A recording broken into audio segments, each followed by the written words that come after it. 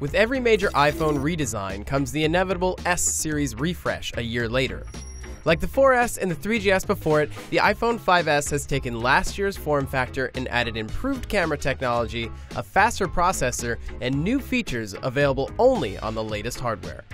But while the 5S is predictable, it is nonetheless exceptional, maintaining and improving upon Apple's outstanding software experience and meticulous attention to hardware design.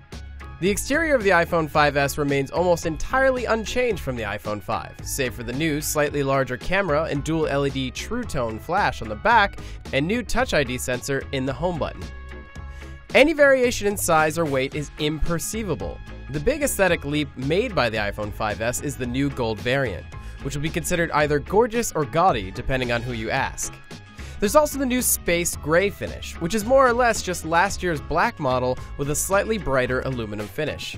In spite of any significant design changes, the iPhone 5S remains one of the best looking, most well-constructed smartphones on the market, rivaled closely by the HTC One and the Moto X. Under the hood, however, the iPhone 5S leapfrogs over last year's model and much of the competition. Apple claims its new 64-bit A7 processor delivers twice the performance of the iPhone 5's A6 chip, and they aren't joking. In Geekbench CPU and 3D Mark graphics testing, the iPhone 5S is a mobile processing powerhouse, more than doubling the iPhone 5 scores. Unfortunately, with so few apps optimized or designed to utilize the A7, the impact on real-world experiences is less drastic, but still notable. Apps and games load remarkably faster, and browsing iOS 7's new animation-heavy UI feels snappier. But the biggest benefit of the A7 isn't how it improves existing experiences, but enables new ones, like the 5S's new camera features. The 5S's camera is capable of capturing photos and video at higher frame rates for cleaner, more detailed, and more vibrant shots. Driven by the A7, it can capture 120 frames per second at 720p for outstanding slow-motion video and 10 frames per second burst photography at full 8-megapixel resolution. It's easy to look at slow motion as a novelty, but it actually makes even the most mundane of actions look stunning and epic, making it one of my favorite and most used features of the iPhone 5S. The camera also benefits from a new, larger aperture lens and light sensor, which means better low-light photography. But for scenarios too dark even for the improved camera, there's the new True Tone flash, which blends two tints of LEDs for more natural colors and fewer blown-out objects and people. While flash is still inferior to natural light, the results produced by the 5S make me even more inclined to use it. But as often as smartphone owners take photos and videos, the 5S's fingerprint scanner is certain to be its most used feature, if only because of how effortless and intuitive it is. Apple's Touch ID sensor allows users to quickly unlock their phone by simply touching the home button.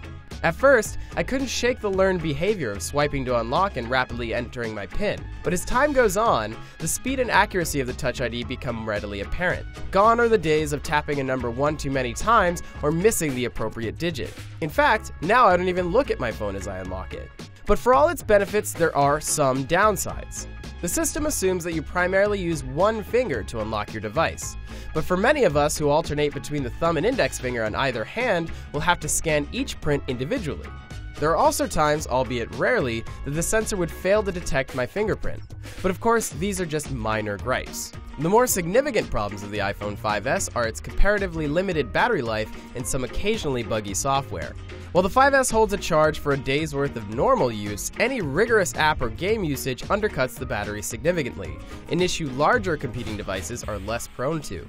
I also noticed certain third-party apps crash occasionally with the iPhone 5S, causing a brief reversion to the boot-up Apple logo. It could be attributed to the new 64-bit architecture or unresolved bugs in iOS 7, but in either case, it should be fixed with simple updates. The iPhone 5S may not be as exciting as a comprehensively redesigned device, but when building upon a still outstanding product, it doesn't necessarily have to be. The differences may not be enough to sway owners of last year's model, but regardless of whether you choose to upgrade or you're buying an iPhone for the first time, the 5S is unquestionably better in every way, and still one of the best smartphones you can buy. For all things iPhone, head over to IGN.